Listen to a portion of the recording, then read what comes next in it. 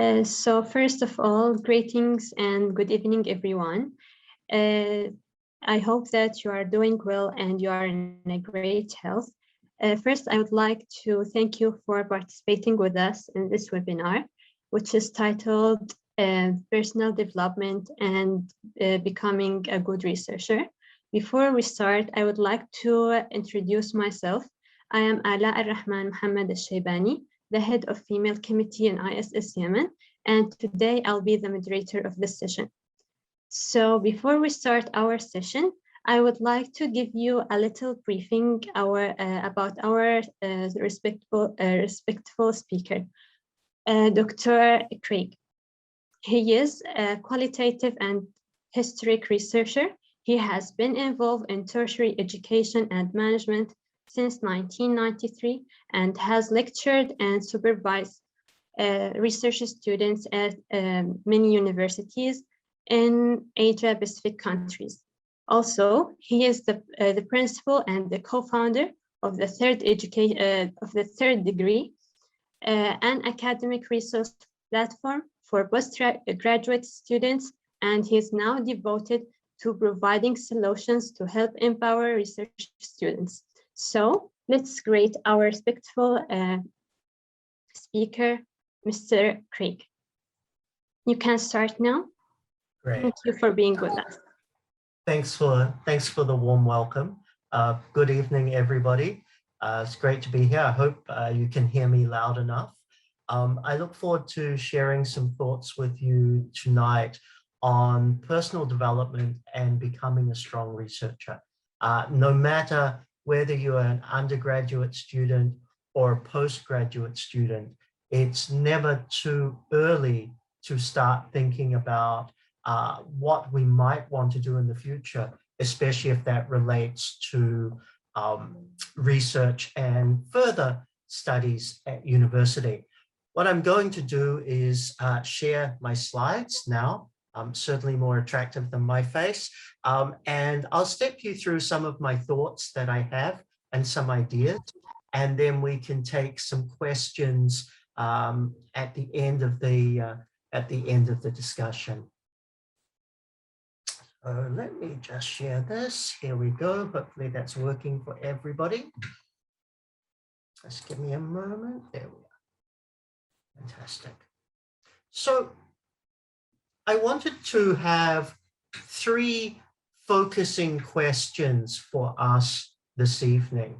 And these focusing questions are going to guide the type of discussion that I share tonight, but also will help to get us thinking about the importance of planning what we do at university for what we are going to do after university. So the 3 focusing questions I have is, how should or how will I develop my personal growth as a researcher? So that comes down to, what can I do myself to help me become better, not only as a researcher, but let's just use the word student in general. Also, what does it mean to become a good researcher? And I think I'm going to talk about that quite early.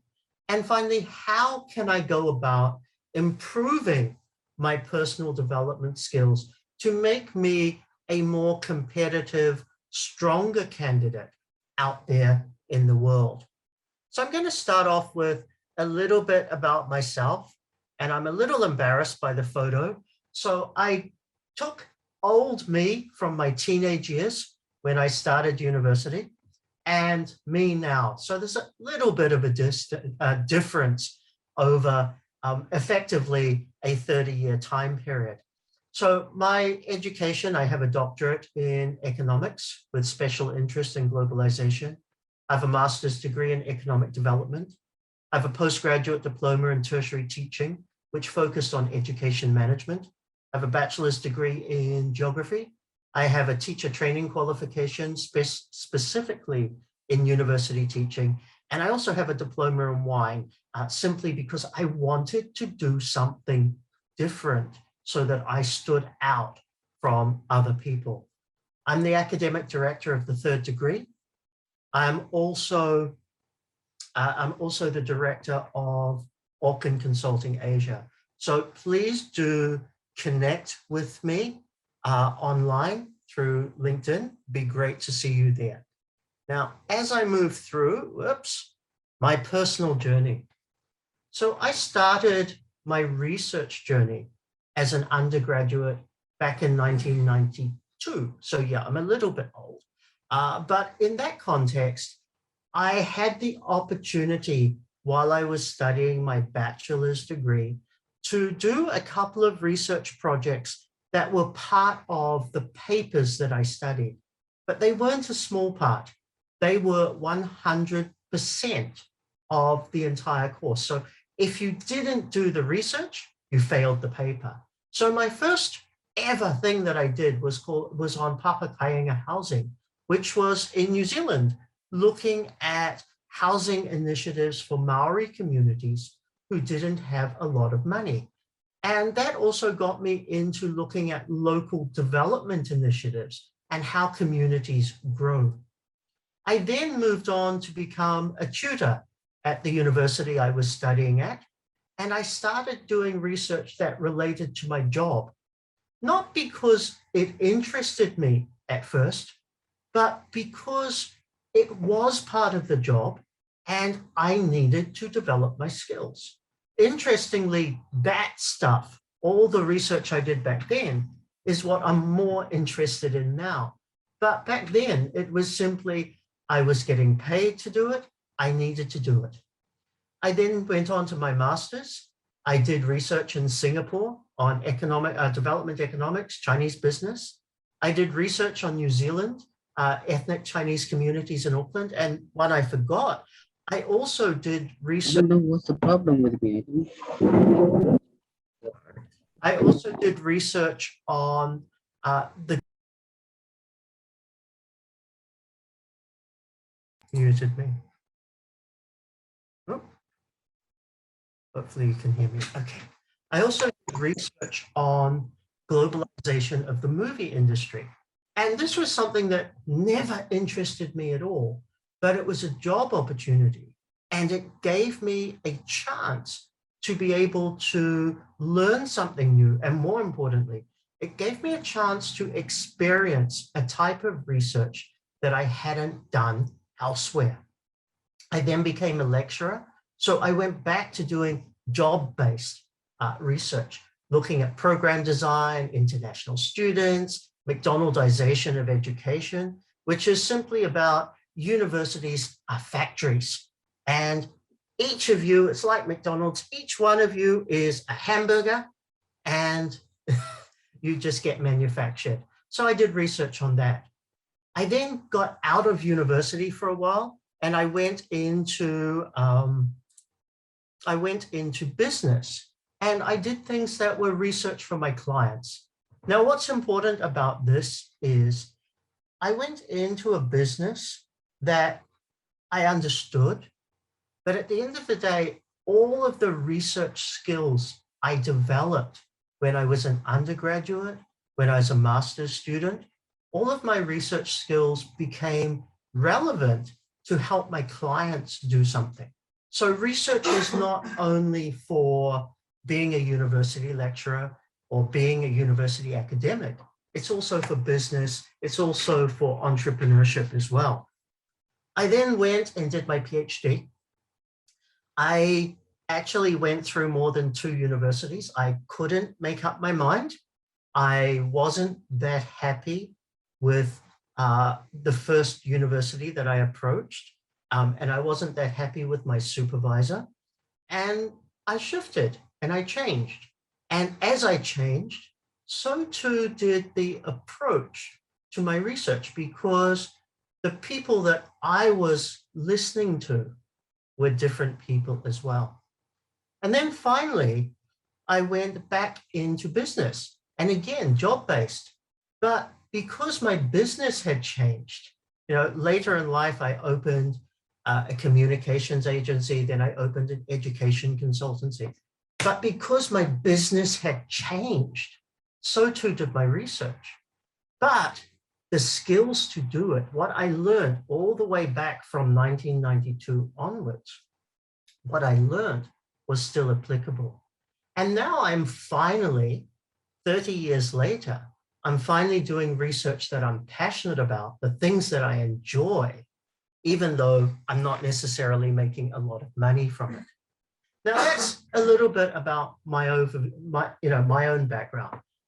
The reason I wanted to share my background with you is to showcase that there is not always going to be a straight line from where you are now to where you will be at 50 years old. Even if you're going through, I'm doing my undergraduate, I'm doing my master's, I'm doing my PhD, as I know some of you have the intention to do so, it's not going to be a straight line. And more importantly, it does not have to be a straight line. What makes you good and better and stronger at becoming a researcher is getting this, I'm going to call it weird experience, because you get to try different things as well. So if your journey is not as simple as bachelor's, master's, PhD, and then working, that's okay, because each experience you get is going to be very positive for you. So let's move, oops, sorry, my mouse is a little sensitive. Let's move on to what is a good researcher. And this can apply at all levels for us. So I'm going to start with, a little mnemonic for researcher. The characteristics of a good researcher from Kalmarin in 2004 are research-oriented. That means you're focused on asking questions. Efficient. That means you do it well. You do it reasonably fast. You don't waste resources. You are scientific, which means there's a thinking process, not just randomly, oh, that looks fun, let's do that. But you understand that there are certain factors and you think, oh, what did they lead to? What do they mean for us? You're effective because you want to get the research out there, but it also means that when you do the research, you understand it well, and more importantly, you are going to share that research with other people so that other people can either use it, build more from it, or at least, very minimal, think about what it means for them and their communities. You're also going to be active.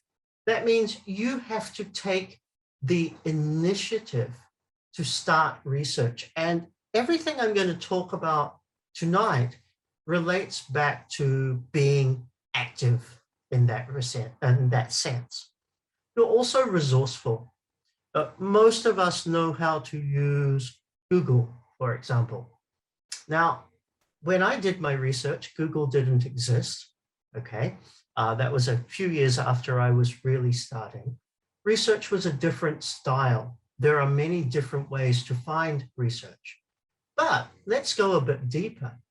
When you have 3 or 4 different pieces of information, being resourceful is about finding ways to find the overlap between those pieces of information so that you can see the commonalities, so that you can see what might be trends.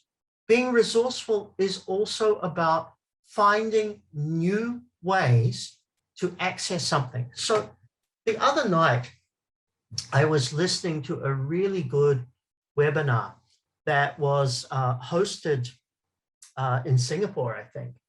And it was Grab, a company that does the taxis and the home deliveries and other things. And they were talking about their internal research to understand better about their drivers, their customers, and so forth. And before the pandemic, they did a lot of interviews. So they would meet with their customers. They would meet with their drivers. They would spend a day with their drivers, try to understand, what was going on, what the experience was. But during COVID, that wasn't possible. And they weren't sure how to actually go about doing research. the resourcefulness came in. They said, well, you know, almost all of us have a smartphone that uses WhatsApp. In fact, that's probably the most common communication tool that we have, at least in Southeast Asia, if not other parts of the world, right? They did all of their interviews through WhatsApp, text messaging, short voice calls, videos to each other so that they could see, that they could, the drivers could share the experience. Now that was resourceful. It was about taking an existing problem and finding a new way to understand about it. And instead of saying, I can't do research now because I'm not allowed to go out, they decided, let's use the simplest, easiest way. And it helped them to understand a lot more. You need to be creative. Now that's part of it. It's finding new ways, but it's also about thinking creatively. It's not about reading the textbook and letting that say to us, this is knowledge. Great, this is it. It's about going beyond that and also saying, what more? What more can I find out? What more can I ask? What questions that have not been asked before can be asked again? It is about being honest. And I've related that up there to one of the 4 words that I've added in. But when you do research, you are giving information, you are giving hope, you are giving benefits to other people. So you need to be truthful in your research. So I saw a question online earlier today. Somebody had asked in a research group, I did my experiment 3 times, exactly the same way, each 3 times, and I got 3 different answers. What do I do? And the answer to that is you say, this was what I found. The honesty is not trying to cover something up and pretend that you have found a solution when maybe you haven't. It is simply about saying, wow, I got 3 different answers. I don't have an explanation yet, but I will find an explanation. And that's honesty. And that's also, as I've called it, ethics or ethical. It's about doing the right thing. Even if we go into a research project and we really think we're going to find an answer and we find a different answer. Okay, that's cool. Let that different answer be there. You just reflect on why that different answer came up. And you have to ask yourself, okay, what do I have to change about my thinking to understand why that answer came there? The last 2 is economical. We don't have millions and millions of dollars to spend on our research, especially as students, but even as we get further into a research or a university environment. So we've got to be able to make intelligent decisions with the money that we have and the resources that we get. And the final one on the left-hand side is reliable. You want other people to trust you. So no matter what you are doing, you want other people to look at you and say, actually, this person is a good researcher. So let's get into my 4 now. I've talked about ethical or being honest. The other 3 I think are really important. We need to be inquisitive. That means being nosy. We need to ask questions. Now, this is not about us thinking of research questions. I think a really good researcher wants to know what is happening around them, not only what they are researching, but I think beyond that, you need to understand some of the things that are happening. You need to be willing and able to ask questions in order to listen to answers. And that's the 3rd one, being open-minded. First, you have to be willing to try, but you've also got to be willing to be told or willing to learn from your answers that you might be wrong with something that you did. And the final one is methodical. So no shortcuts. If I do A, B, C this first time, I must do A, B, C the same the second time. If I'm going to change it, I need to explain my changes and plan that out. So it's simply about not trying to find a shortcut. It's not asking your classmate for a data set and not understanding anything about it. It's not hoping that you can find something quick and convenient and pretending you got it somewhere else. So when am I a good researcher? And I wanted to start at primary school because, we all start to be researchers at primary school. You might not think of it. Most of us think, oh, researcher is a postgraduate thing. But the truth is, we are researchers all of our lives because we are learning all of our lives. At primary school, we learn, we experiment, we discover. So all of these new things get soaked up into our brain, and some of it sort of, sparks an interest, and some of it goes into the back and you never see it again. At high school, we move into experimenting, we move into testing, and then to applying what we learn. So we go a little bit deeper because we start to ask ourselves more intelligent questions. We start trying to understand the link between some different things. Then when we come to university, this is where we really get that chance. We ask questions about society, about phenomena. We want to understand the rationale. Whoops, spelling mistake, sorry.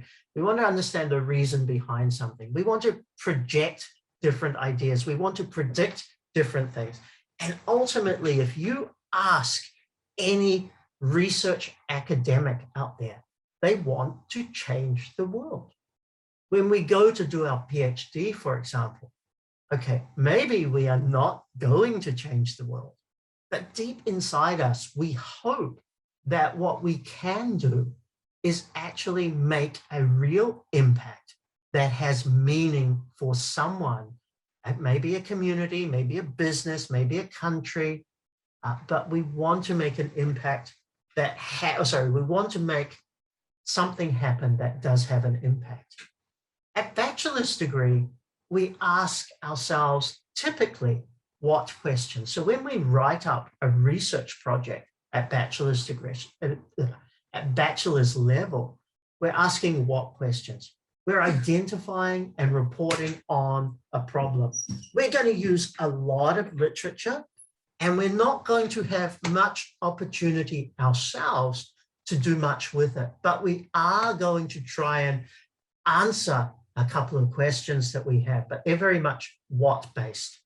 At master's level, I think we go into questions that are more like how. So we're describing a problem in detail. We're proposing some solutions that we think might work, but we probably don't have enough huge or comprehensive understanding yet to be able to find the perfect solution. And to be honest, if you ask your lecturers, all of those who have done their PhD, have 10, 20 years experience, still they will say, I don't think I have the solution yet, because we're always chasing that. And at doctorate level, the most important question we ask is why? We try to explain the causes of the problem and develop or evolve the solution to it. So as we try to change the world, we want to find the best way to do it. But there will always be someone else to make those changes too. So I'm going to summarize this. I've been a good researcher all my life. Every learning opportunity is a chance for me to be a researcher, but not in the meaning of the work that we think it exactly today. But it's always a chance to ask questions, to draw conclusions, to think about new or better ways of doing something. And the more chance or the more we are encouraged when we are younger, of course, the more we can later on in our lives. Now, I want you to remember back to what I talked about. Oops, sorry. do hate my mouse tonight. There we go. I want you to remember back to my personal research journey. I've done research on education. I've done research on marketing. I've done research on the movie industry. I've done research on economics. I've done research on culture. I've done research on geographies and business. So what if I have too many interests? As a student, everything I learned, I found fascinating.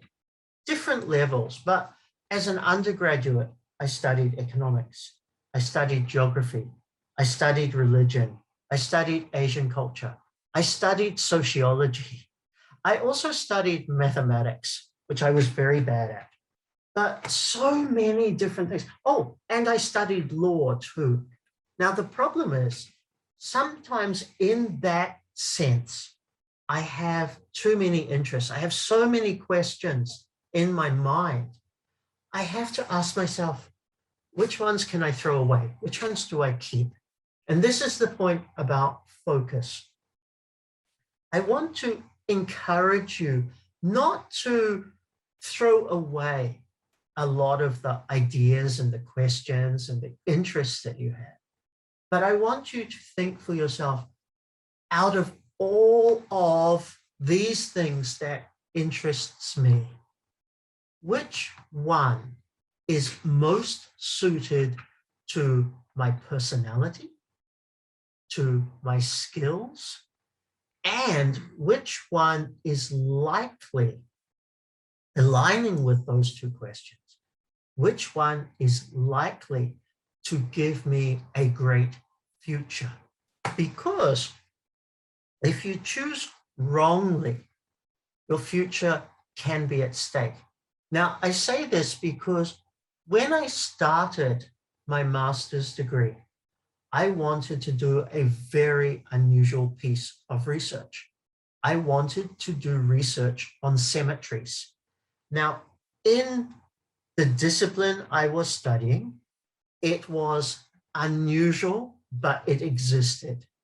At my university, all of the lecturers that I thought would want to do this told me it's too strange. They literally said, you can do it, but you will not get a job from that. It's considered too unusual. So you've got to look at, what your skill set is. You've got to look at where your interests lie and what you're most interested in. But you've got to be practical as well. And you've got to say, you know what? Let someone else do that. These are the things that has meaning for me today that I can use. But that didn't mean I ever stopped. I have a file behind me that looks at this, different articles, things that I keep reading because the interest still exists. I still want to read a little bit about it. I still want to see what other people say about it. And that's important. So if I have too many interests, really focus them down to what is going to create good opportunity for you that you will be comfortable with or you will enjoy. But don't throw away the other interests and say, not as important anymore, because they make you interesting as a person. When you understand different things, it makes it interesting to talk to others. So a few years ago, I met a lecturer an architecture lecturer, and he was telling me about his research. He did his PhD in cemeteries. So it was interesting because I had the skill. I had a little bit of understanding from my own interest. I had that skill. I could talk to him about it. I could ask some questions. He found a job, but not many others did. But still, for communication purpose, for socialization purpose, that made me more interesting and able to talk with others as well. Now let's talk about developing as a researcher. So I'm going to do a couple of approaches here. I'm going to start off with the 5 most important skills that you need. Then I'm going to go through some different pieces of advice that different people have told me, that I've learned from my own experience and my own mistakes, and that I've read, because even in order to talk tonight, I went and did some reading to think about some of the other issues that are outside of my own personal journey. Oops. Why is this not working tonight? Okay. Oh, sorry, hang on. My mouse is really playing up. This is bad. So sorry, guys. Okay, 5 essential skills to become a researcher. So as you do, I want you to think about where you can develop these skills first. I'm going to encourage you to do projects with your university, with businesses. I'm going to encourage you to take internships where you can. And more importantly, I'm going to encourage you to do internships that push the boundaries of where you're doing. So for example, if you are doing software development, I'm going to encourage you to do an internship that relates to marketing or business. Why? Because all of these skills come into our future and into our job. So don't only take internships that are 100% what you're studying. Take internships that will give you a new perspective or experience on what you're doing. You need to market any software you create. You don't want to leave it to someone else, or you don't want to hand it to somebody else and not have an understanding of how they are going to present it to others. So think about internships. Think about being broad with your internships to get experience in areas that you're not so familiar with.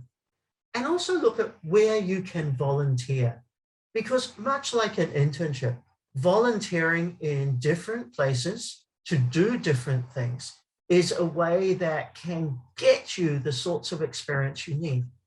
So, one place to volunteer, for example, is conferences. If your university department is doing a conference, can you volunteer to help behind the scenes? You'll learn a lot of things.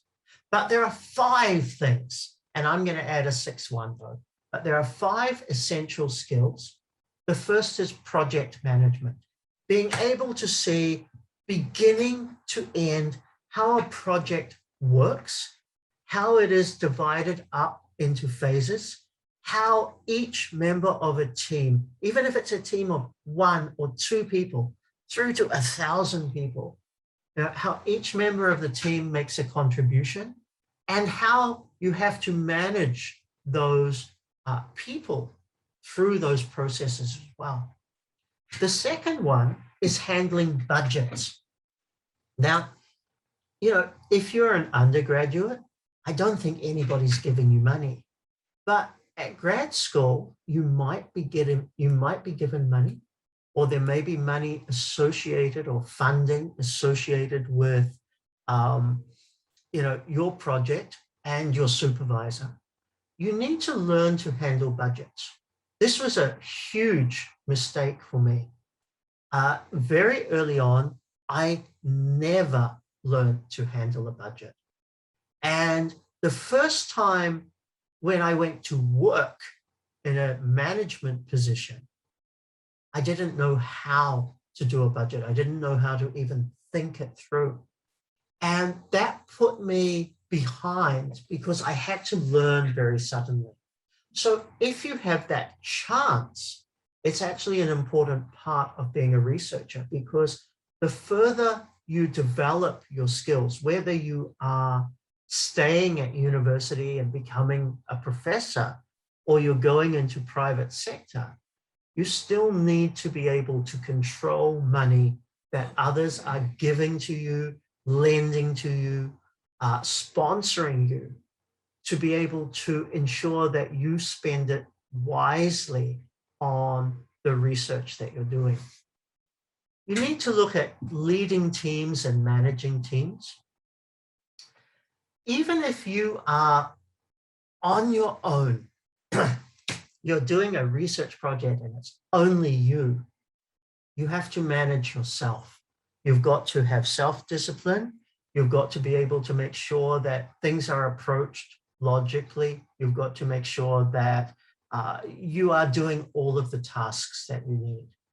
If you are working in a team with 2 or 3 other people, which is common at university, you've got to be able to make sure that every person is doing their or contributing their part.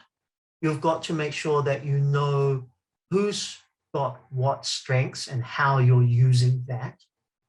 You've also got to be able to make sure that you are holding yourself and every other person in your team accountable for the work or the tasks that they are doing. The fourth one is handling data. Now, data comes in many different forms. So I'm a qualitative or historical researcher. That means I look at old documents, I talk to people, I observe people. Rather than getting statistics and numbers and hard data that I can calculate, I go for the challenging side of getting things that are a little bit different. Now, in terms of becoming a researcher, it's important that you can handle different types of data. That means if you are an IT software developer, you need to not only understand what goes on, you need to get data on success, but you also need to interview potential customers or end users and understand that what they say has an influence with you. If you're an economist and you look at inflation rates and you look at unemployment rates and you look at what's happening at the moment, changes to the economy, you still have to be able to talk to people to understand how they understand it as well. And vice versa. People like me who like to talk to people, who like to watch, who like to observe, we also need to understand how to do basic statistics, how to interpret financial results, how to deal with numbers if we're given them. So my advice here is don't limit yourself to a certain research experience that sort of says, oh, I've got one skill that's really good. I'm great at statistics. I can analyze anything. Don't limit yourself to just that. Look at all the different types of data, whether it be numeric, whether it be textual, whether it be words, whether it be visual, but don't limit yourself to just one. Learn how to deal with all and learn how to see how things relate to each other. Now, when you go into master's degree, chances are a supervisor will say to you, oh, do a quantitative study or do a qualitative study. That's fine, but you still need to appreciate the others. When you come into PhD, as much as you want to stick with one, you've got to understand that they may all link or help or contribute to each other as you're doing your study. So keep that open mind. The final one from the suggestion, before I add my own, is having IT skills. Now, this is going to be a few different things. This is about being able to function. This is about being able to use certain software. For example, R, maybe to be able to work with Python. It is also about being able to use PowerPoint, for presentations. It is about being able to use Microsoft Office to do simple outputs. Or if you're going to do your thesis, it might be about using LaTeX. It might be about using or embedding EndNote or Mendeley. And it will be about using whatever to help you. It will also be about problem solving using IT where possible, okay? Now I want to add another one, and I feel this is the absolutely most important one for any researcher. And it's the very reason I started my business, The Third Degree, because I recognize that many researchers are not strong at communication and stakeholder outreach. Now, it's two different things, but it's related to each other. First, communication is about sharing your understanding. It is about sharing your research with others. Communication is written, what you type down. It is spoken, what you talk to others. It is visual, about how do you use a different format to showcase an idea. So maybe an infographic. It can be a piece of art, but communication is very important. Now, that does not mean that you are expected to have perfect English or perfect any language. What it means is you understand your research, you understand what you are working on, and you can explain it clearly to another person so that they understand it. Now that's communication. That's an important thing. The stakeholder outreach is a little bit different because it involves communication, but stakeholder outreach is who will I communicate to? If I'm doing a research project at university, most of us will think, the person it's for is my supervisor, my lecturer. But the truth is, it's beyond that. If you are doing a master's or PhD research, you have to communicate to your supervisor, your examiners, other people in your department, your classmates, people in the community, businesses, government, huge range of groups that you may need to explain your research to. And the difference here is when I explain to my supervisor, I'm focusing on very detailed technical things, maybe on my method, maybe on some research, some previous researchers and why I came to this conclusion. If I'm explaining to government, maybe I'm trying to use my research to show that there is a new way for them to do something or a new way to understand a problem that can help a community. If I'm explaining to community, different groups, maybe, for example, I'm explaining to teachers, I need to be able to put it in a way that shows meaning to their life. So to me, communication and outreach is actually the most important skill you have as a researcher, because you can do a lot of research and create some great things. But if you cannot explain it to another person, I believe you have failed. Okay, now I'm going to give you some random yet specific advice. It's a little bit weird I put it like this, but this is about how to become a better researcher. So whether you are your first year of university studies, or you are just about to finish your PhD and you want to go into a university position, all of these still have value for us. So I just want to step through them and then move on to what we can do personally to make us better, rather than the sort of the outside things that we have to do. What can we do internally? But let's start with this. Learn to think like a researcher or scientist. Now, we learn to think by following others. So you will have a lecturer that you like. You will have a lecturer that you respect. Maybe you have several if you're very lucky.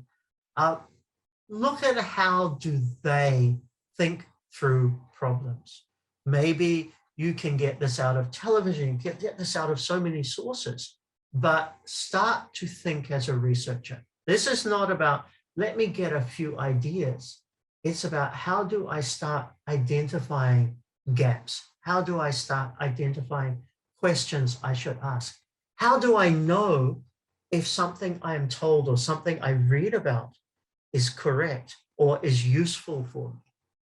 Look for questions, not for subjects. So much like the first one, it is more about asking a question rather than asking the person or the object. And what I mean by that is, we don't want to look at a particular thing that we see. So say, for example, let me think of a good example. We see a restaurant that's just opened and it's failing. We don't go to the owner and say to them, why are you failing? We look for things that we should be asking about. What color is the signboard? What does the food smell like?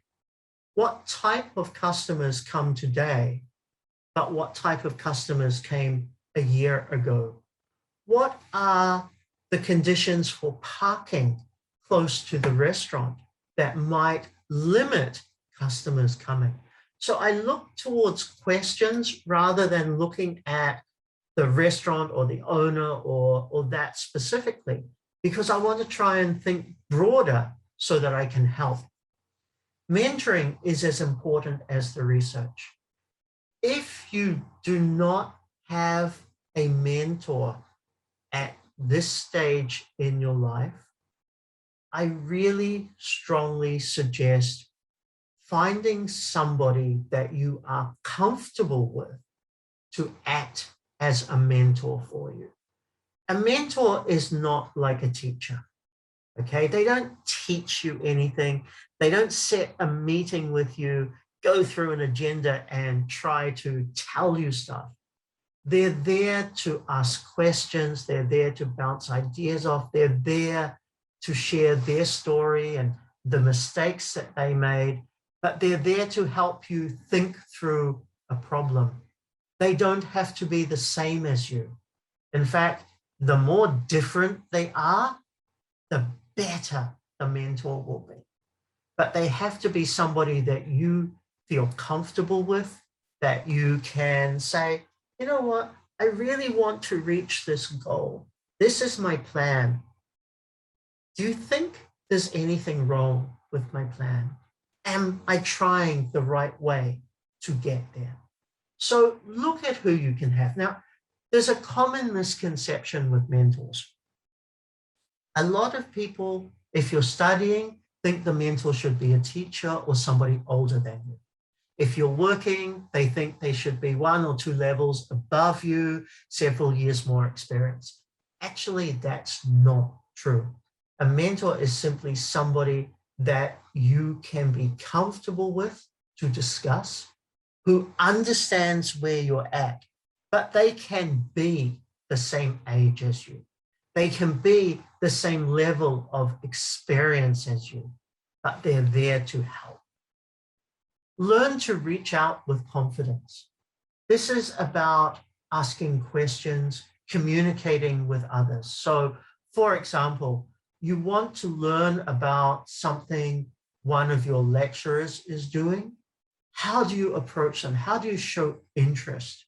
How do you, get them to answer you and to share information? And that comes down to, first of all, it comes down to confidence as well as trying. But, if you don't try, it won't happen. Start with reading and keep reading. So do a lot of reading. The thing that I've always been lucky with, and if you remember earlier, I said, be nosy. I like to know what's going around. I read about all of my interests. And if you see behind me, I've got lots of books, lots of files. If I read something online about an area of my interest, I print it so that I know that it's there if I need to come back to it. Yes, I might have a lot of things I don't need, but I know that they are available. But it's more importantly, I've gone through, I've learned different things. Instead of me being a specialist in one subject or one area, I've learned to understand all the other things that are around it. I'm not perfect at that. I might not even be great at some of them, but I'm aware of what they are. So as you study more, as you become a researcher, as you go into postgraduate, as you move into industry or academic world, make sure you have wide interests that you still read about, rather than just being able to talk about one thing. Because when you can only talk about one thing, you have one person to talk to. Make sure you set goals for yourself. Let your mentors know. So to me, this is about, what do I want to achieve? You know, goals are different for each person, and that's okay. But if you don't have a goal, you've got no direction to get you where you want to be. So set up a goal. My goal is to get my PhD before I'm 25. My goal is to get a research scholarship to enable me to undertake my master's degree. My goal is to get a job in Deloitte or KPMG or one of the big four companies or whatever. My goal is to go into public service and work in the government and become an ambassador. All of these are goals. Now you've got to get really specific with what they're going to be, but also share that with your mentors. Research takes time. That's an important lesson for us all. A lot of people think, oh, I can plan, I'm going to do this research, I'm going to do a survey, or I'm going to do a focus group, I'm going to talk to X number of people, I can do that in 3 weeks. 3 weeks later, nothing has really happened. Reality is, research can be a very slow process.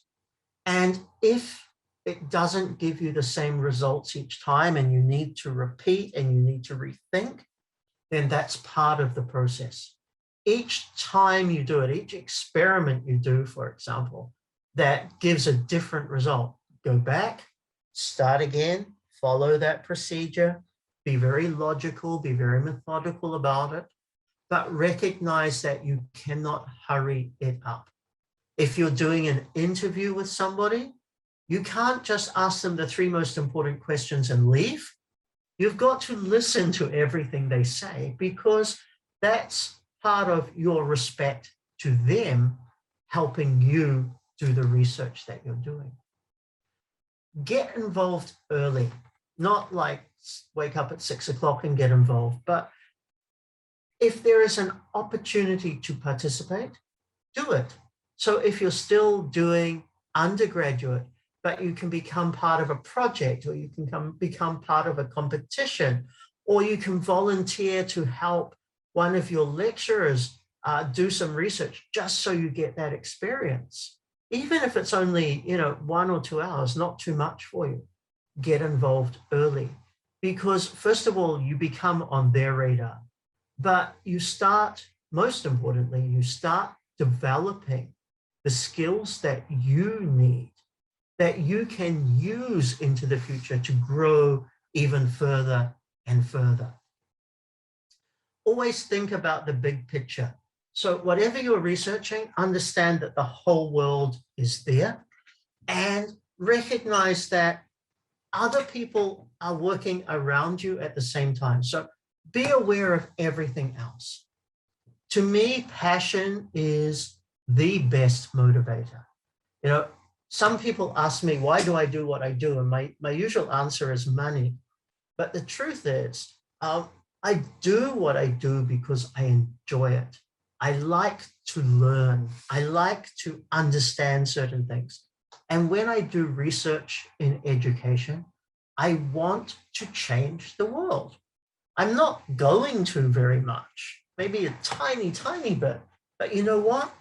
If one person learns something from me and becomes a better educator than I have been, I think I've done a good job. And that's passion. It's simply about what comes from the heart, more so than what necessarily comes from the brain.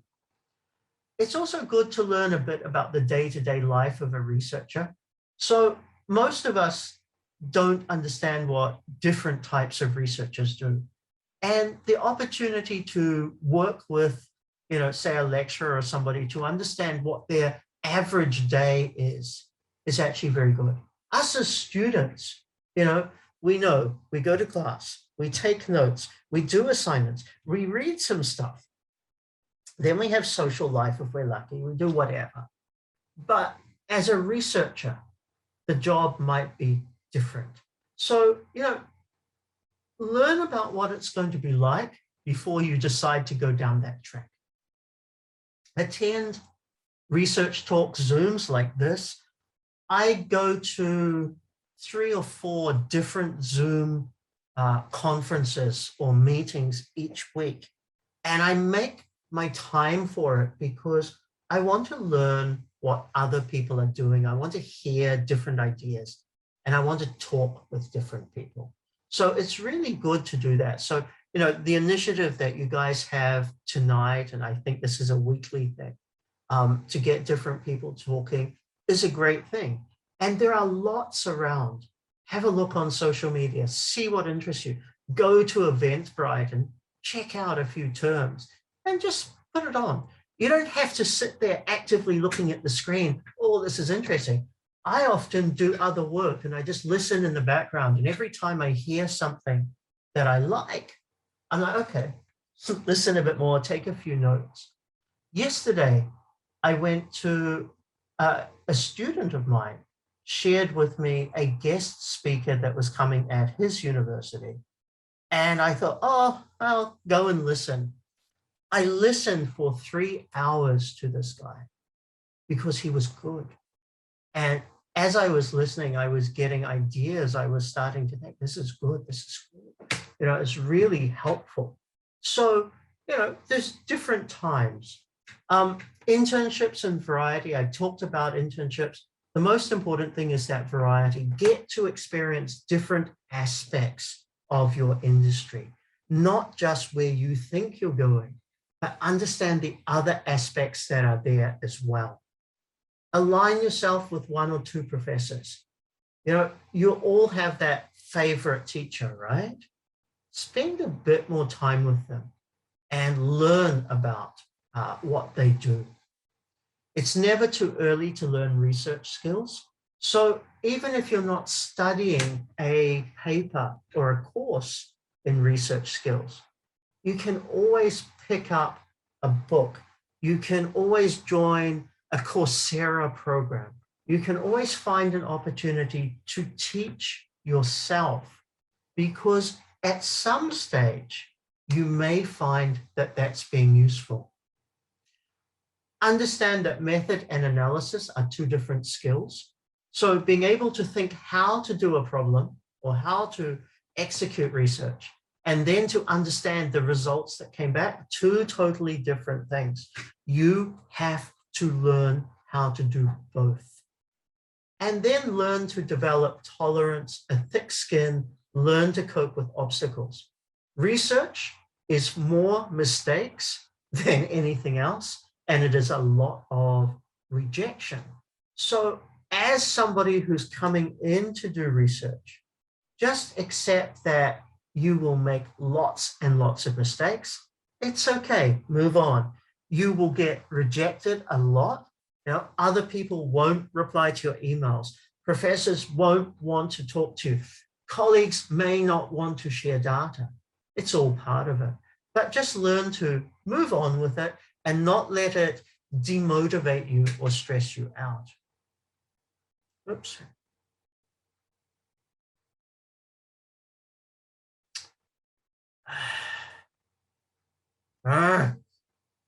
Sorry, guys. Okay.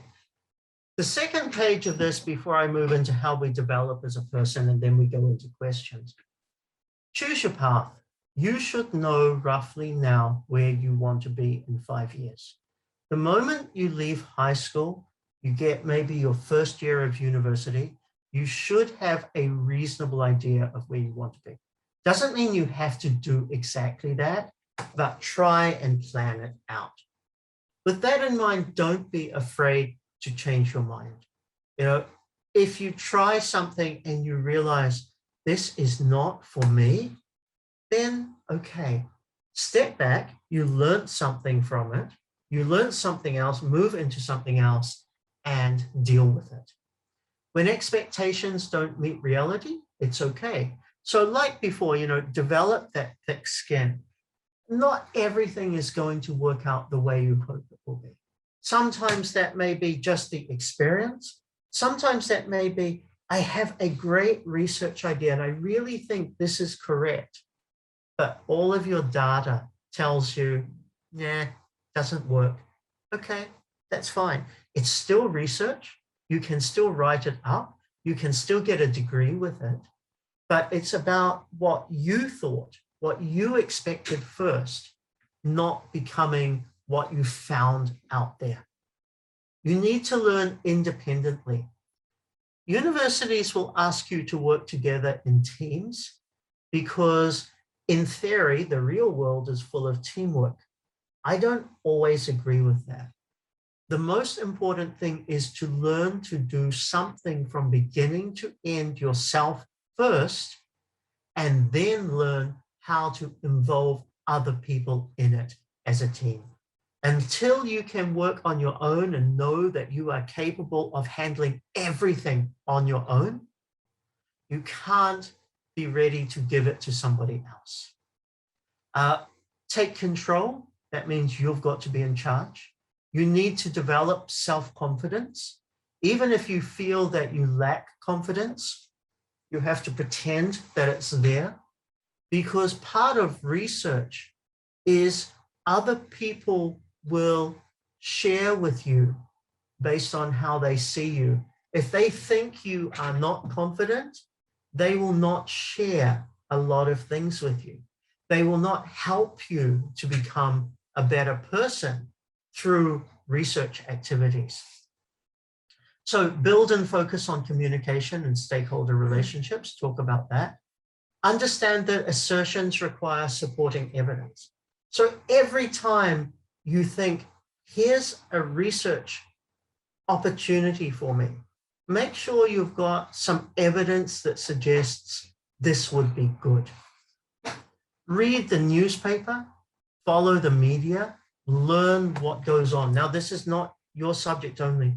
It's good to understand the world because most research will eventually have some policy implication, which means you've got to understand the workings of the world.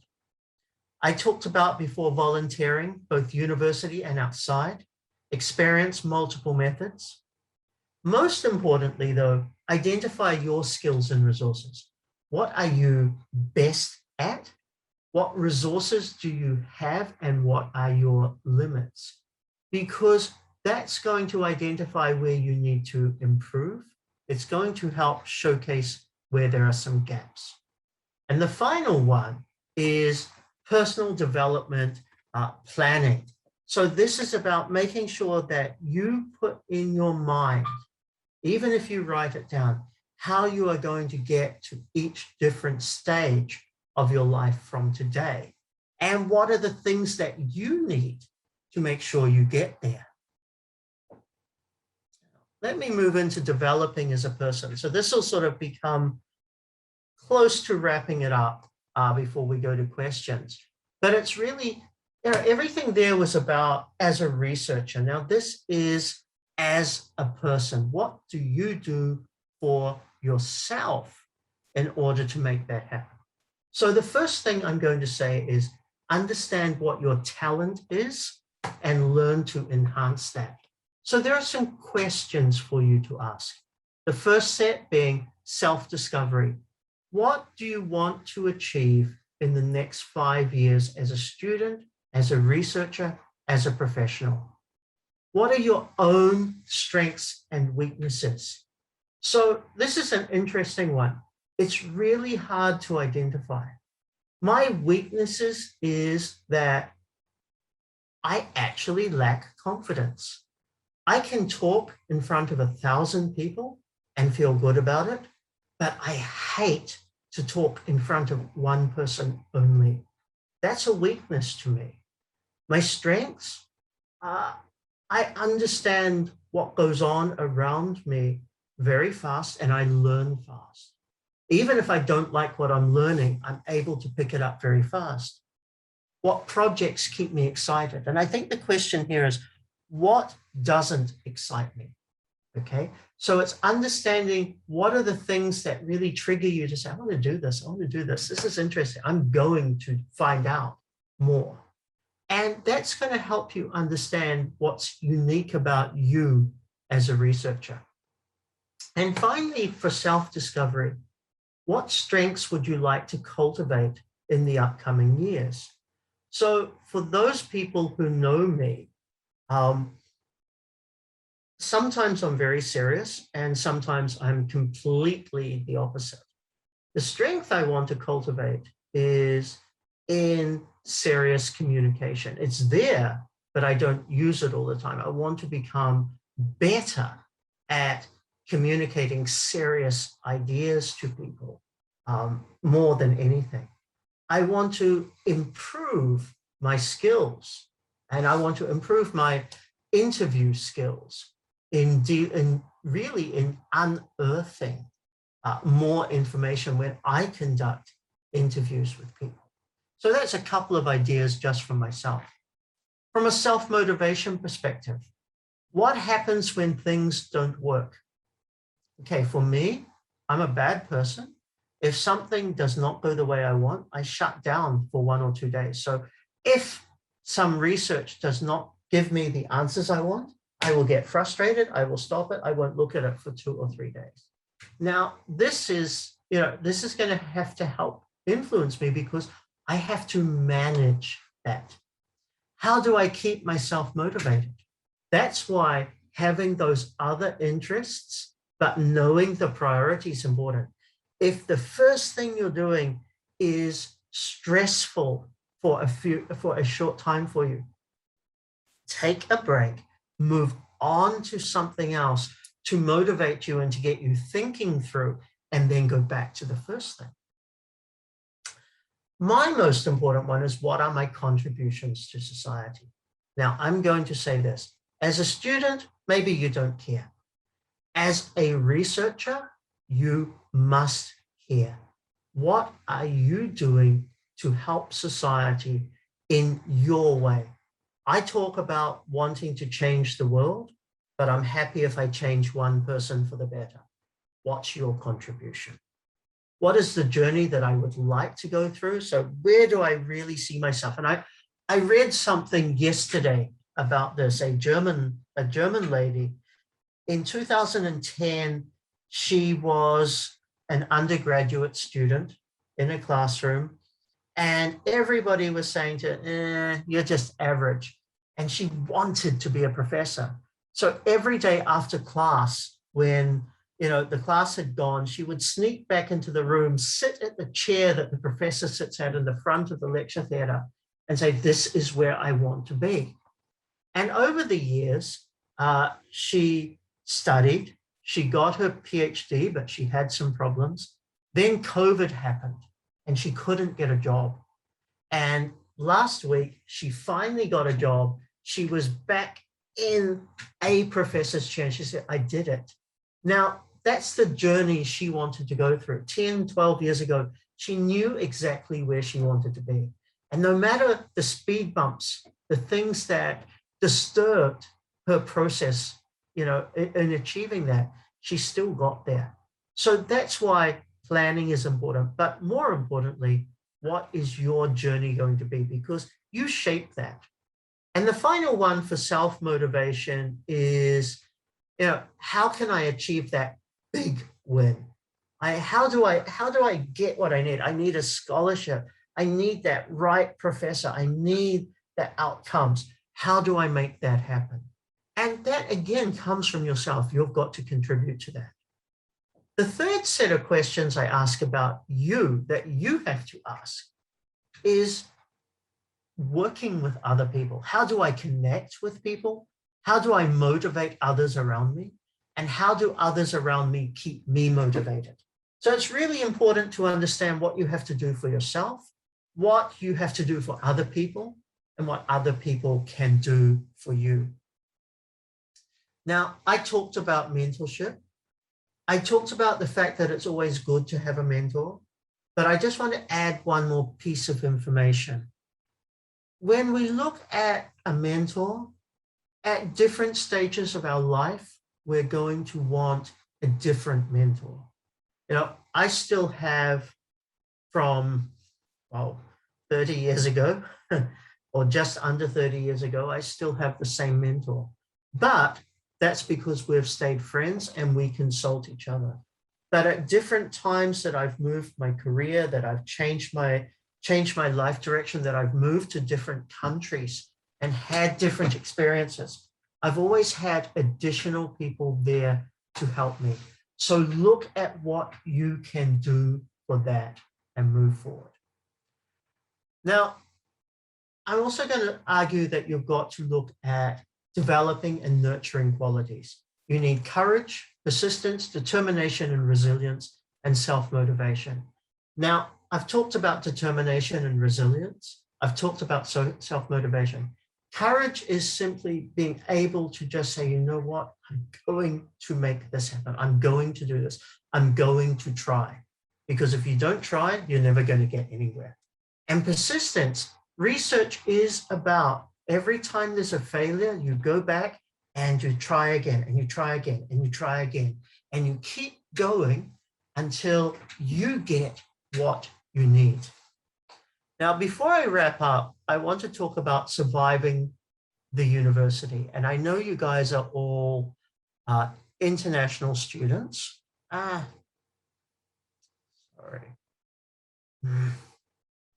I know you guys are all international students, and that's different. And I have been an international student. Most people will think that's a bit weird, but I have. I moved to Singapore to do my master's research, and that was quite a experience. But as an international student, how do you survive the university, and how do you make sure you keep yourself motivated? First of all, you need to help each other to share opportunities. So an initiative like you guys are doing with this, and having different webinars to learn different things, to share, that's actually really important. Remember too that university want researchers. So if you really are wanting to go into the PhD program, or finish your PhD, actually a lot of people, a lot of universities will want you, but you have to chart your career well. You need to negotiate opportunities. There will always be someone who will want your skills. And I know that the experience for international students is sometimes a very challenging, difficult, hard, stressful one. When it comes to internships, nobody wants to give you an internship. Nobody wants to, even give you an interview. I know I have a former staff member who, she did an internship with me. She worked for me for about a year, and she applied to another job. And they wrote back to her and they said, "Oh, you're not Malaysian. What's your Malaysian? What's your nationality?" And she told them, and they're like, "Oh, we don't want to hire you." And I know there's all those barriers out there, but if you've got skills, if you've got the right communication, there will be people out there who will give you those opportunities.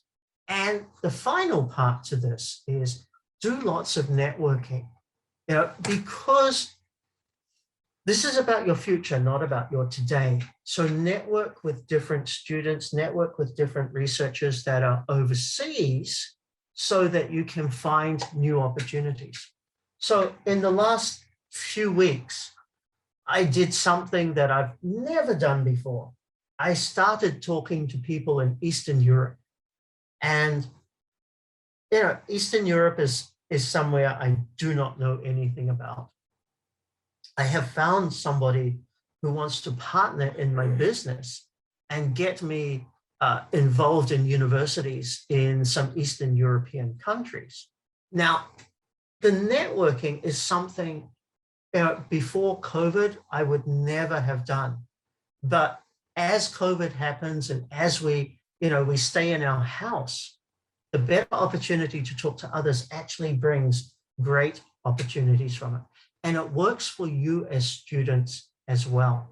I know some of the students that I've met who are doing their PhD, I've helped introduce them to each other when they're doing similar topics because they can share things, they can share articles, they can share ideas, they can even, work into the future on projects together. Now, to wrap up, I'm just going to do a very short section on the lessons that I learned as I tried to become a researcher. So I call myself the shy Dr. Selby because I actually don't like dealing with people. I can teach, but I'm always very nervous when I deal with somebody one-on-one. And that has been something that has always given me extra challenges through my career. So a few pieces of advice. You have to step in the water to get your feet wet. And what I mean by this is try different things to see if you like it. Try different types of research, try different research methods, try different research partners, even try different topics, because in order to see if that is good for you, you must try it first. Every experience is a good experience. And what I mean by that is, doesn't mean it's positive. There are some bad things that happen, but every experience we should learn from.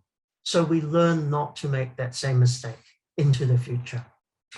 You need to forget imposter syndrome. So imposter syndrome is, especially for researchers, but for many people, is where they think they are not good enough. Actually, you pretty much are good enough, but many of us feel, oh, this person is so much better, or this person is so much better. Actually, it's not about better, it is about different. I always remind myself, every single person has a unique contribution to be made. And your contribution and my contribution are never going to be equal, but they don't have to be. What they have to be is a contribution. And I don't have to be scared that your contribution is better than mine. And you don't have to be scared of the same thing. So that's why I say, forget imposter syndrome. Never be afraid to challenge yourself. The only person you are competing against is you. And that's really important. A lot of us think, oh, I've got to come top in the class. I've got to do this. I've got to do this. Or worse, parents who are like, well, your cousin did better than you and you're great. Actually, you just have to be better yourself, not worrying about everybody else. Asking for help is not a sign of weakness. It's actually a sign of intelligence. Asking for help is about saying, you know what? I've done the best I can with my skills. I need you to show me how to make this better. Not, I need you to do it for me. I need you to show me, how can I make this better? We are the product of our opportunities and our experiences. So we need to take advantage of that. You guys have come from a challenging economic, political, social environment.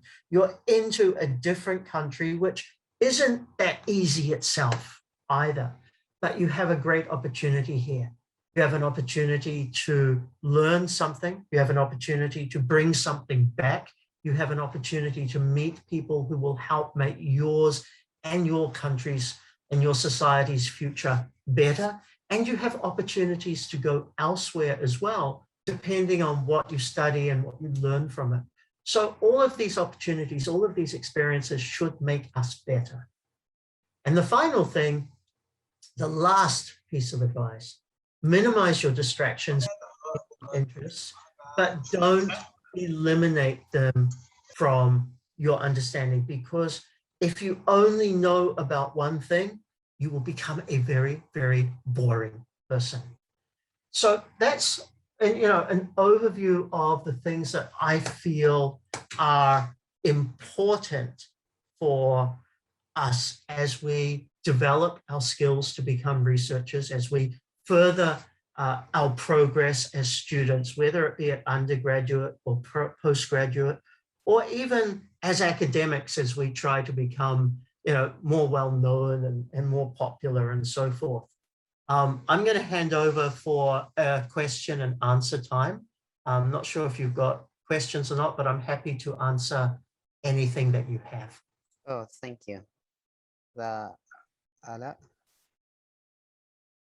Actually, we have 2 questions Okay. in the chat, but if anyone has another questions, they can speak up and use their microphone. But first, we start with the questions in the chat. Sure. Can you read it out for me? Yeah, okay. The first one, should the master's degree project include ideas that works in real life for mechanical engineering, for example? Okay, so at a master's degree, sometimes we are just confirming what we see. Sometimes we are creating something new. You can create new ideas that work, absolutely.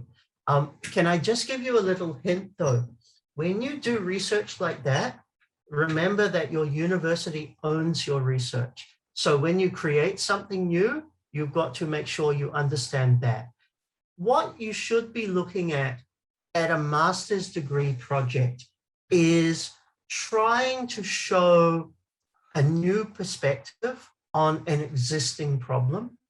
If that means you can create a new solution, that's fantastic. But sometimes if you're just describing the impact of the solution, that is also enough. But my honest reply, if you can create something new, do it, because that's great for you as well as for the discipline that you're in.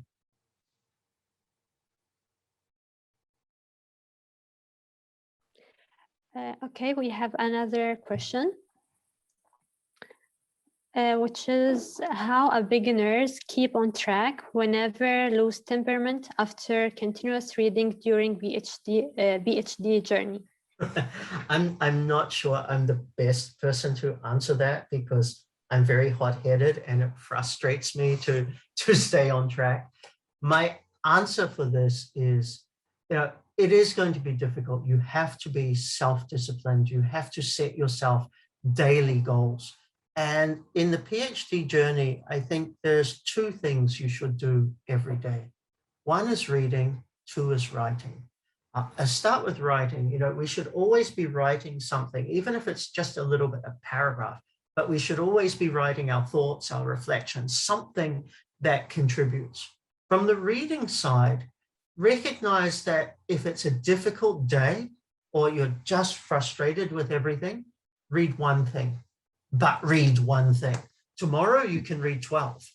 Now, be flexible with yourself, but never say to yourself, you know what, today, no reading, it's fine. Always say, I will do 1, so that you're still contributing to the development.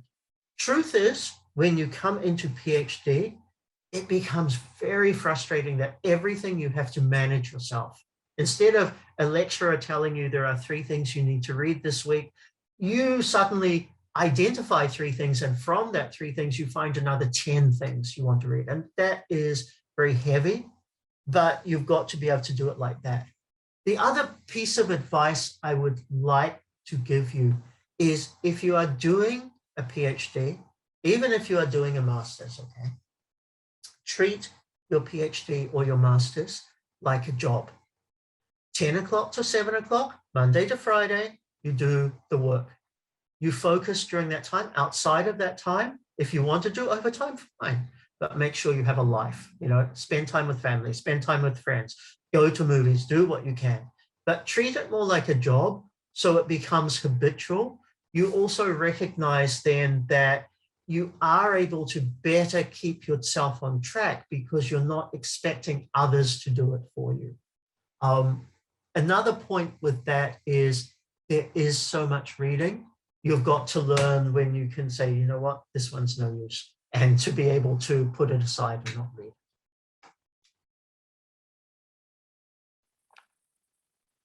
Okay, I hope that your answer has given them the answer they want or the information they want.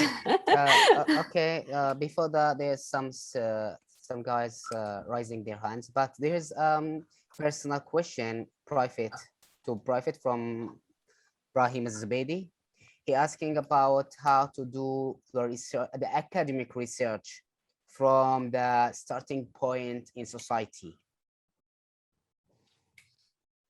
Can you share me that question? I just want to read it, sorry. Yep. They already didn't.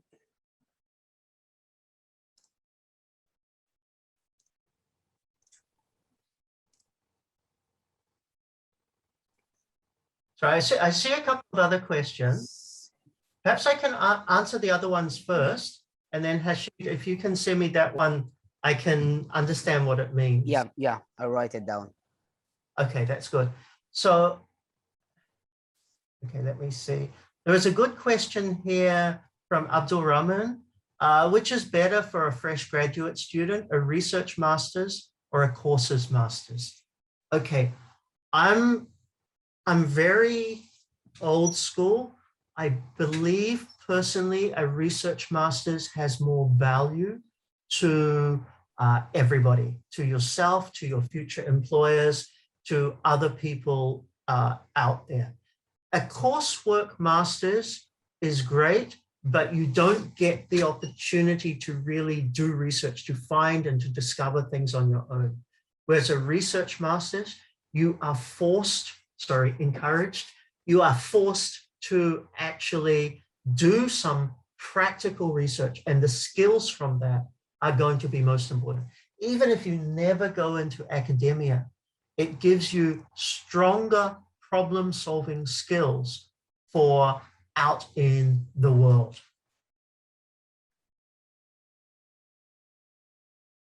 Okay, how does an academic research, thanks Hashi, how to do an academic research from starting point society? So I think when you are looking at research, you are looking to understand what is happening in society. Now, for me, I learn about society because I talk to a lot of people. I listen to what's happening. I read the news a lot and I see the problems. And from that, I can say, you know what, here is an opportunity to start a piece of research and to read further. So what I think is, from a society perspective, look at the media, look at where the opportunities are, then think about the idea and do some reading to see if other people are interested, are asking similar questions, and how, we can use that. So I hope that answers your question. If it doesn't, drop me an email and I try and do a one-on-one call with you specifically. Okay. Okay, there's a greeting from Mr. Frank. Okay. Say, hi, I'm no longer a full student older than you, Dr. Selby. And in my opinion, I found this presentation beautiful, articultured, and wide range. Some of the random advice and personal development questions are pure gold. Being inquisitive, nosy, where did the passion and motivation from for cemeteries? So thanks for the feedback. I'm glad I entertain as well as educate. The passion for working on cemeteries came from an early interest in understanding global religions. And because I was studying geography at the time, there was a brand new book that had come out called The Landscape of Death and Dying. And it got me very excited about the fact that I could do something very different from everybody else. It helped that when I traveled, I used to like to go to cemeteries just to walk around and see and understand the history and, you know, the stories that are part of it. And that got me thinking, you know what? Somebody has to talk about this. In hindsight, I was probably very lucky I was guided not to do it, because I don't think I would be in the same place today that I am. But it simply comes out of, you see something that sparks an interest, you see something that's a little bit different. And as with everything, you follow it to the point that, you know, you've satisfied your curiosity. You know, we all have different things we'd love to be able to study that maybe we're not equipped to, but we still, you know, even have the answers that we have, you know, that we want to get from that.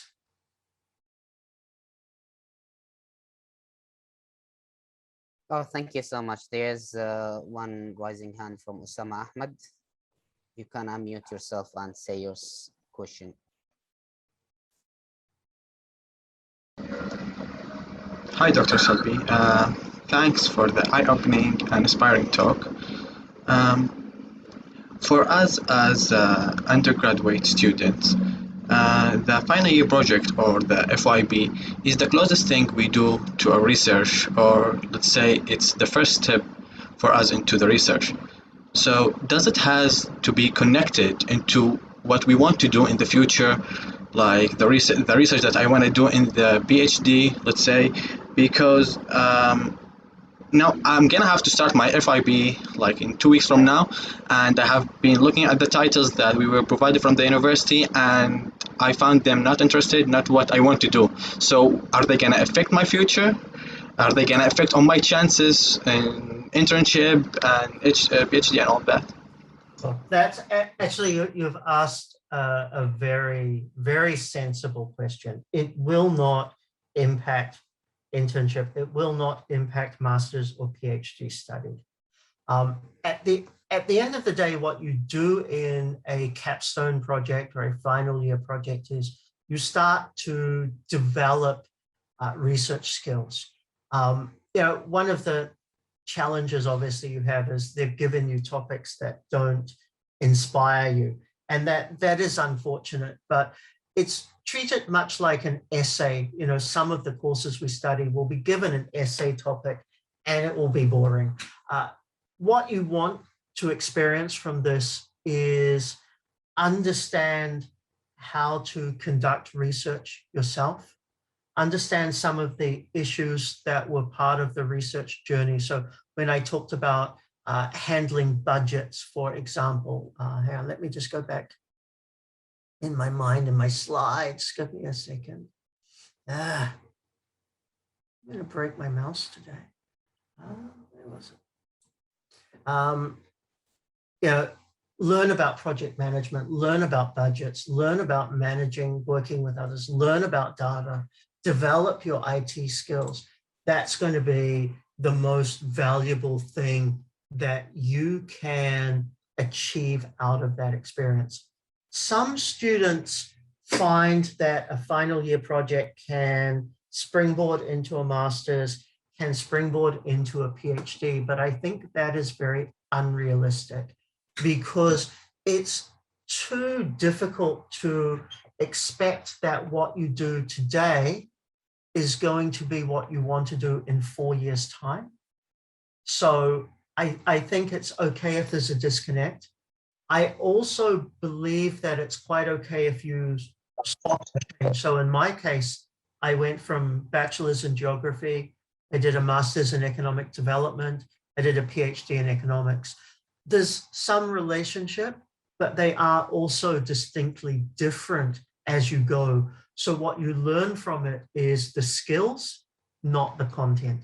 The content you can always get from reading. So, you know, look at the topics, my advice is look at the topics. It's not going to impact where you go in the future, but how you do it today, i.e. The results you get, the achievement that you make of having completed a final year research project, that's going to influence the future because that's your grade. So look at the topics, find one that, although they don't excite you, find one that is most workable for your current skills that you can demonstrate and learn from, so that you can then, as you go into master's or as you go into PhD, can showcase, when I did my final year project, I developed and perfected these skills. Think about it from that perspective.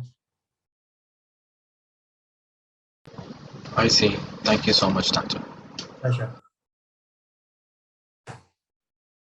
Is there any question, guys? Okay, there's one more question I see from Khaled. Doing a master's degree after your bachelor degree is only helpful for your academic line career. Is your opinion, Doctor, is this statement true? Actually, a master's degree helps us in so many ways. Each career path we choose requires different skills. And if we do a master's degree, we develop different skills. Maybe some of us, I give my example. Why did I stay at university? Because I didn't want a real job. And staying at university helped me develop skills so that actually when I went out and I became a consultant, I was much better at the communication side of things. So there's always a benefit from doing further education. At the end of the day, you've got to look at if the cost of doing it outweighs the benefit or the skills that you learn from it, then you sometimes are better to go to work. But sometimes it will help you progress faster, or it will open up some new opportunities a little further down the track as well.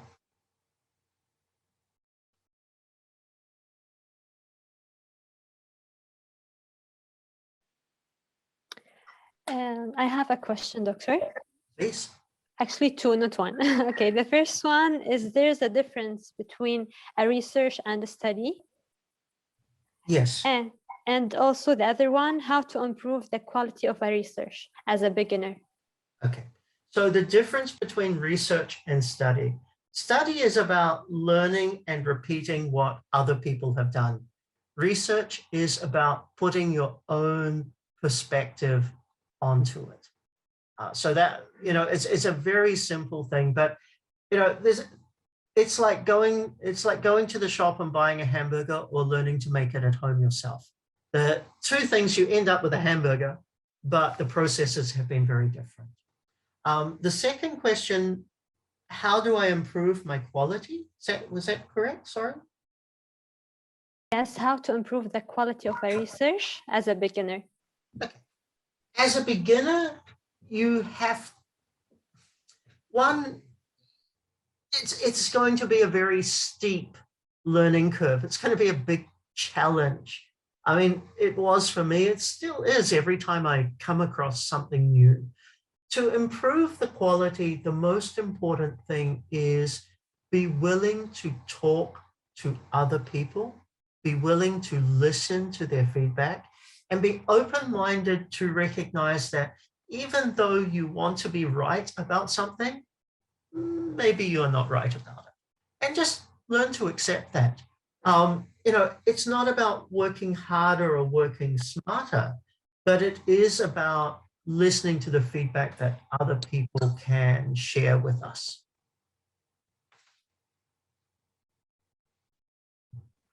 Okay, thank you.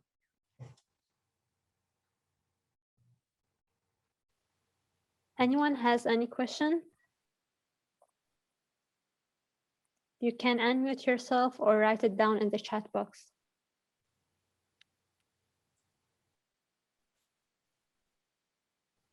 I'm happy to answer anything else that anybody has.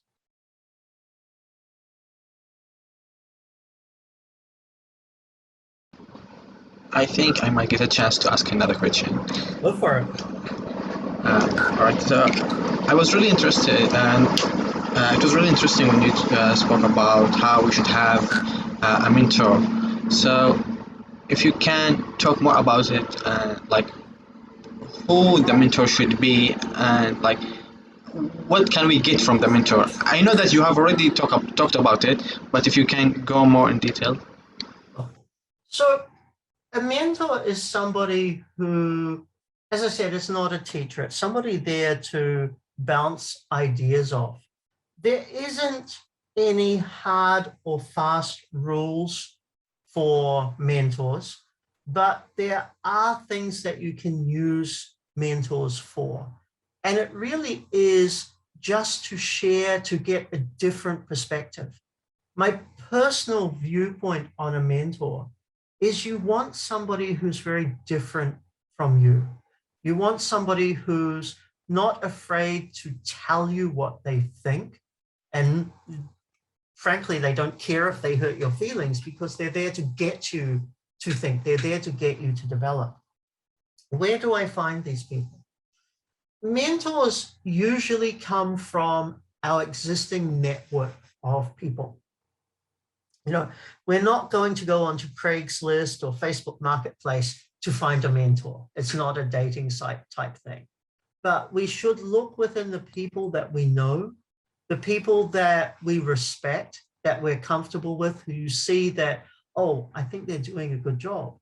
And it's not about going to somebody and saying, Osama, I'd like you to be my mentor, please. Sometimes it's just about once in a while asking them something and saying, I just respect your opinion. I'd really like to hear what you're saying. So it's not like you're setting up a student-teacher relationship or a contract relationship. It's simply about the people that you are comfortable to turn to. Now, if you just give me a minute, I wrote an article a while ago. Let me find this. I'll share in the chat room, in the chat box in a second.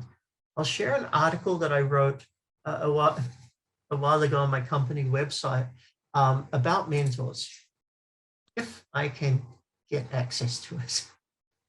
Give me a minute and let me share that. If there's another question, I'll happily take another question at the same time as well. There we go.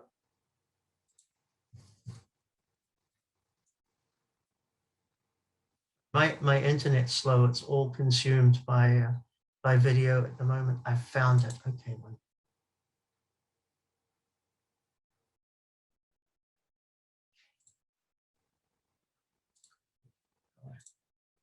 Chat room is here. Chat room.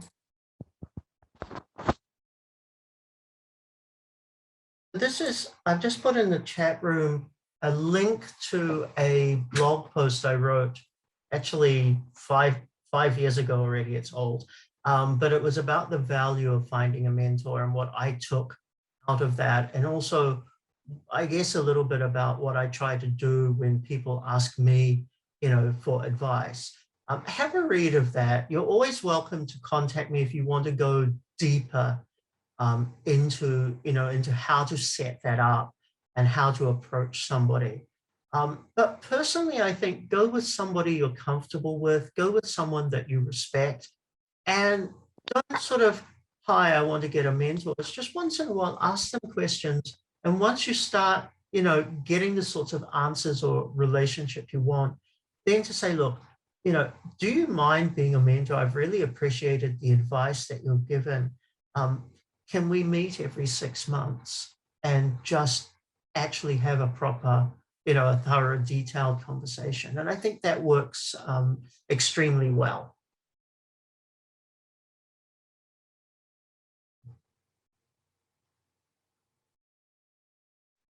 Okay, are there any other questions? Yes, if you don't mind, Doctor. Please, go for it. So if you are an undergraduate and you have an idea, an absolute new idea for a research, but you still have not actually got in position where you know everything about it. You're not at a phase where you can actually propose a whole research. but you still have the idea of it. How do you protect that, or how do you secure that? And as you are an undergraduate, you still have not the accessibility to everything that probably PhD candidate have, or you don't have that exposure. So my question, how do you protect your idea? Understand. You know, the most simple protection mechanism is don't share it with anybody. But, you know, the global theories of knowledge suggest that somebody out there will have come across the idea anyway. And that, you know, your idea is being worked on by at least 2 or 3 other people in different parts of the world, even though you've never communicated or come across each other. As an undergraduate, it's really hard, but what you can do is if you have a lecturer that you trust, talk to them about how you could do a small side project with them so that you develop your skills and then have this as a pathway into your master's degree. The second side of that is you can be very entrepreneurial about it. If you see that it's got a commercial value, that, you know, you can make a business out of it or make money from it, treat it separately from your university studies, but learn to learn to do different things and slowly evolve it over time. I always think about this as a really interesting problem, because I get this in business, not in academia. You know, I have an idea for a client and I pitch to my client or pitch to my potential client. And at the end, they save money, they try to do it themselves. Nobody understands the idea as best as the person who invented it or who came across it. So to me, I think, you know, A, you keep it quiet, or B, you know, try to find someone you can start working on it with, but make it a plan that it's something that can project or proceed into a master's. Or if you don't want to do a master's, a 4-year bachelor where you get a postgraduate diploma, for example, that, you know, that you can turn it into a real project there. It is a challenge, even as, you know, a PhD researcher, for example, you still have to worry about different people wanting to steal your idea. It's okay, let them. Again, it comes back to you have your own viewpoint on it, and you can always make it a project. So even if you have to delay it 1 or 2 years, it's still potentially going to be very good for you.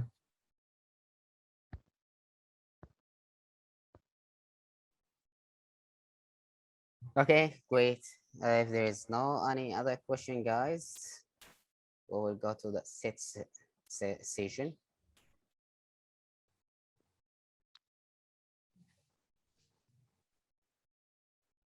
Okay, it sounds there is no any other question. Okay, Dr. Craig, it was great today to have you here with us. It's our great pleasure, really, to have you today. It was insightful, knowledgeable, and informative session, really. And hopefully we will do a lot of webinar again in the future. And ISS-Yemen is pleased actually to give you a certificate to appreciate the effort that you gave us today. Thank It's you. just small things and you deserve more than certificate, but you gain our respect and our love, Doctor. Thank you so much. And yeah, so I will share that certificate, and we will yeah, we will love to take a pictures with you beside the certificate. So yes. Okay, I don't know how we're doing this. Oh, that's how you do it. Okay, cool. Great. So everybody going to turn their camera on? Yeah, later we will take pictures for the participate. Now we need you to sit beside the certificate and smile to take a pictures for you, and Allah will take the picture. Okay, done. Great, thank you.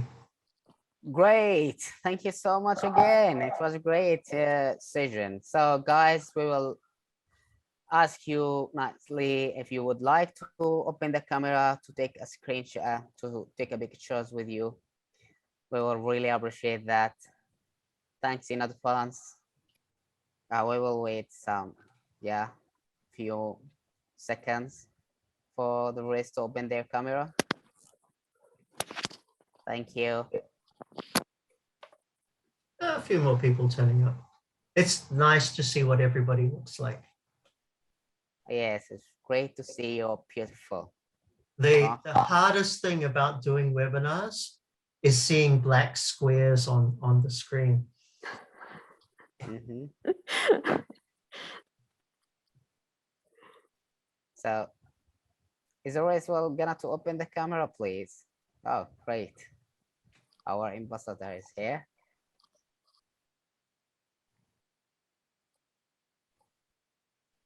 So, yeah, I think it's fine. You can take the pictures now.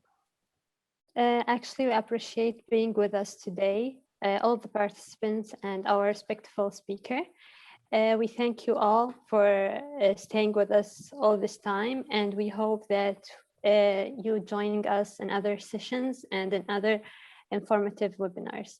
So thank you, everyone. I hope you enjoyed and get many information. Thank you so much.